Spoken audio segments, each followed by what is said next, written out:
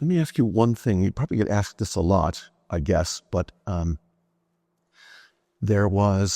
read this many times, that Lauterbrunnen influenced Tolkien in his thinking of what Rivendell should look like. First of all, is that right? Is that true? It is absolutely correct. Okay. In 1911, when he was 19 years of age, Tolkien made his famous trek across the Alps in company of his great aunt and 9 other people. Okay. And they left Interlaken, went up through Grindelwald, Lauterbrunnen, right, over the Alps to the Valais. Oh, and this was in August 1911. I think it was about a 10-day hike. Okay. So they were sleeping in where they could, in huts, in bars. Right. And if you imagine the Alps in 1911, so this amazingly hot summer of 1911, no ski resorts, no high voltage wire, right, no dams, no parking garages, literally the Alps, as they would have been for thousands of years. Yes. And it must have been majestic. It must have been awe-inspiring. And majestic, but it still is. But it's got another, it's got another layer of civilization over it. Yeah. And I think it's impossible for us to imagine how he must have been struck by that, the enormity of the Alps. His first trip abroad. So even though he was born in South Africa, he emigrated to England with his mum when he was... How old would he have been in 1911?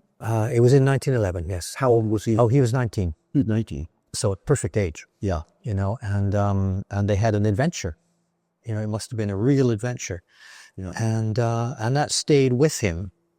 And these images stayed with him. And he didn't keep a diary at the time, right? Unfortunately for us. But he did write about his trip many, many years later. And it is clearly the Alps that are in The Hobbit and Lord of the Rings. Interesting. So Switzerland is right smack in the middle of the map of Middle-earth. But now, did you actually come up with the concept for Rivendell? Based on Lauterbrunnen? Well, this is the question that I'm thinking you must be asked all the time, whether the real life Lauterbrunnen actually influenced you in coming up with what this fictional place should look like. I think that a real life but imagined Lauterbrunnen. Right. So what obviously they're not exactly the same. No, I think what I find inspiring in Lauterbrunnen, and goodness, there's a lot to be inspired by, goes directly into that. Yeah, definitely. I mean, I've never made a conscious effort. I don't go and say to myself, right, I have to put in, this and this ingredient. Right. It's whatever strikes you. Okay. And when you're struck by, a landscape. Yes. It goes in somewhere. Right. It's going to appear, that I think it's a real reflection on the nature of inspiration, because Tolkien I don't believe he used the Alps on purpose, but the image that remained was so strong that when it was the right time, it simply appeared in his work. And it's the same thing for me with landscapes. Yeah. There's a lot of New Zealand in my landscapes because... Must be. Because it's, a very inspiring landscape. There's a lot of Switzerland, there's a lot of the Jura, a lot of the other side, towards the Alps. Okay. And it's all about these things that your mind sort of takes on, stores away, and, keeps upstairs in the attic. Right. And you don't need to think about it. You don't need to organize it. You don't need to have a checklist. Right. But when the right story, the right image, the right narrative comes along, right, it just comes, right, automatically. Yeah. Yeah. So it's more of a memory than an actual sketch. Yes. I mean, there are 2 aspects to it. One, fantasy needs an additional level of credibility in order to be understood. Right. And people have to, what we call the willing suspension of disbelief. Right. And so that means that you need visual credibility, which means lots of photographs to work from later on. Right.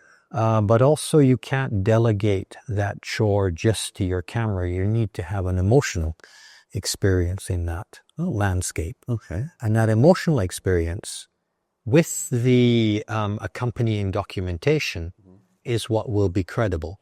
And if you don't feel anything for the landscape, it's not going to work no matter how many details you put in. So you really need to have that emotional connection that pushes you to use it.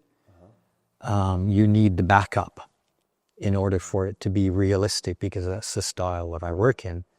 And all that in the hope that whatever it was you felt at the time, you're able to sort of transmit through this work into that narrative. Okay. So the two are really important. You know, it's easy to take 1 billion photographs. Anybody can do it. Yeah. But it's not necessarily as easy to retain what you should. And sometimes doing a sketch is a good idea, because that means you're stuck there for a little while. You need to really look, you need to really understand the volume, the space, the atmosphere. And that is your intangible guide, if you like, through all the documentation. Interesting. But it's all here, right? Yeah, emotionally it's all there, yeah. Yeah, right. You know, interesting. It's not copying a photo that you it's not just copying. No, I mean, sometimes you need that photo to really get the little details right. You want to get the trees right and the rocks and all of that. It's that's important, right? But and you want people to forget that it's not real. Yeah. And you want it to remain nonetheless. You don't want to pack it the detail. Otherwise, you want to leave it open so people can step in and have a little walk around. And every image should be an invitation to walk inside.